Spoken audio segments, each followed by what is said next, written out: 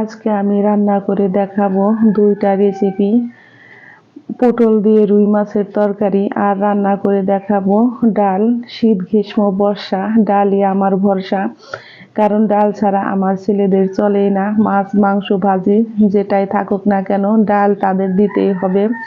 আর ডাল ওরা দুইজনে এত মজা করে যে খায় বন্ধুরা, তোমরা না দেখলে কেউ বিশ্বাসই করবে না, কিন্তু ওরা তো কখনো ক্যামেরার সামনে আসে না, সেই জন্যেই কিন্তু আমি একটু কথাটা বলতেছি। আমি এখানে নিয়েছি 5 টুকরো মাছ, আর মাছটাকে কিন্তু বেশ ভালো করে আমি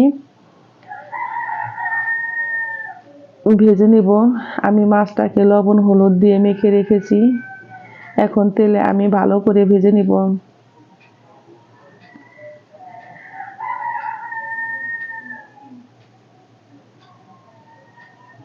আজকে বন্ধুরা রান্নার ফাঁকে তোমাদের সাথে একটু কথা শেয়ার করব। যদি তোমাদের ভালো লাগে তাহলে বলবে, এরকম রান্নার ফাঁকে ফাঁকে আমি কিছু কথা শেয়ার করব।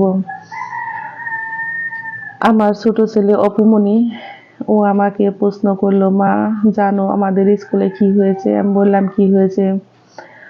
বলল, মা আমার এক স্কুলের বন্ধু আছে, ওকে ওর মা চিনি দিয়ে পুড়ে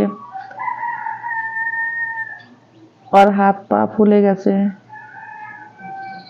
আমি কিন্তু তেলের মধ্যে দিয়েছি অল্প পরিমাণে একটু গোটা জিরে। জিরেটা আমার লাল হয়ে গেছে, এখন আমি এর মধ্যে দিয়ে দিব কেটে ধুয়ে রাখা আলু। তারপরে বললাম যে, বাবা কিসের জন্য ওর মা ওকে এরকম করে মেরেছে? তখন ও বলল, মা ওর মার মোবাইলটা ও নাকি নষ্ট করে ফেলেছে পানিতে দিয়ে, সেই জন্য ওর মা ওকে খুন্তি পুড়ে ওর পিঠে হাতে পায়ে সেঁক দিয়েছে। এই কাজটা ওর মা কেমনে করলো? ওর মা হচ্ছে একজন প্রাইমারি স্কুলের টিচার। তখন আমি কি কথা বলবো, আমার মুখে কিন্তু বন্ধুরা কোনো ভাষাই নেই। আমি কিছুক্ষণের জন্য থমকে গেলাম।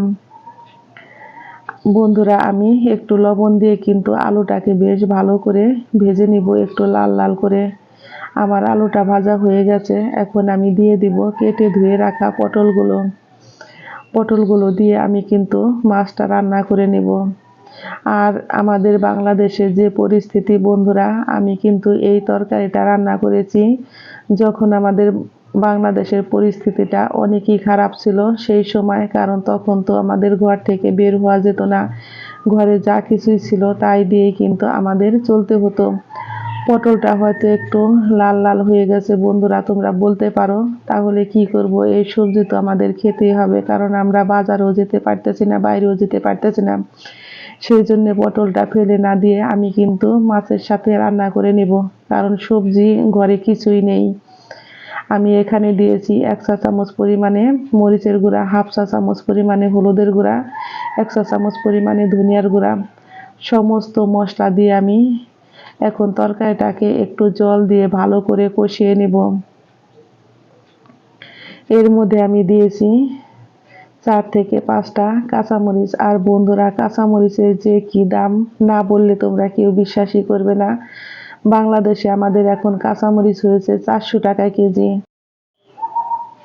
আমার ছোট ছেলে আমাকে বলতেছে, মা মরিচ খাওয়ার কোনো দরকার নেই, তুমি মরিচ ছাড়াই রান্না করো, এখন মরিচের দাম 400 টাকা কেজি, যখন কমে তখন খেও।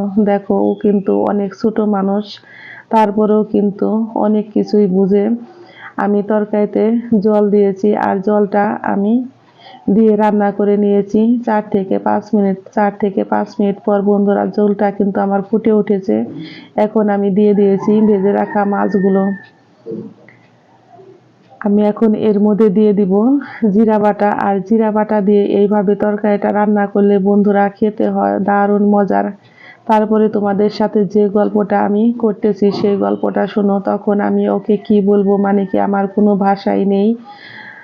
তখন ও আমাকে বলল, মা ওকে তো চড় থাপ্পড় দিতে পারতো, কিন্তু ওর আম্মু কিভাবে ওকে ছেনি পুড়ে ওকে মারলো। এটা কি বন্ধুরা তোমাদের কারো কাছে কোনো উত্তর আছে? যদি উত্তর থাকে আমাকে কমেন্ট বক্সে জানাবে। আরও যদি এইরকম কোনো গল্প আমার ছেলের কাছ থেকে শুনতে চাও তাহলে কমেন্ট বক্সে আমাকে বলবে, আমি তোমাদের সাথে একটু শেয়ার করব।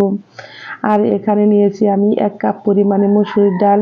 ডালটাকে আমি বেশ ভালো করে ধুয়ে আমি অল্প পরিমাণে জল দিয়ে কিন্তু ডালটাকে সিদ্ধ করে নিয়েছি। লবণ, হলুদের গুঁড়া আর 2টা কাঁচামরিচ দিয়ে আমি ডালটাকে সিদ্ধ করে নিয়েছি।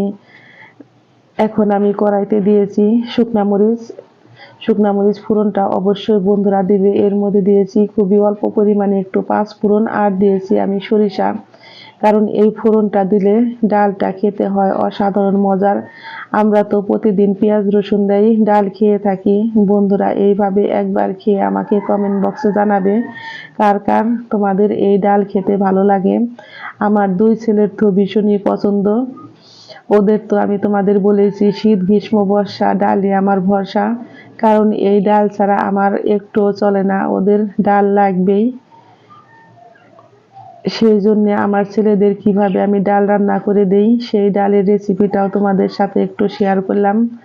আমার এই রান্নার রেসিপি যদি বন্ধুরা তোমাদের ভালো লেগে থাকে একটা লাইক করবে, কমেন্ট করবে, শেয়ার করবে, এবং যারা আমার নতুন বন্ধু আছো তারা আমাকে একটা সাবস্ক্রাইব করতে ভুলবে না। আমি আবারও ফিরবো নতুন নতুন কোনো রান্নার রেসিপি নিয়ে। সকলেই ভালো থেকো, সুস্থ থেকো। আমার ডালটা কিন্তু একদম রেডি হয়ে গেছে, আমি এখন চুলাই থেকে নামিয়ে নিব।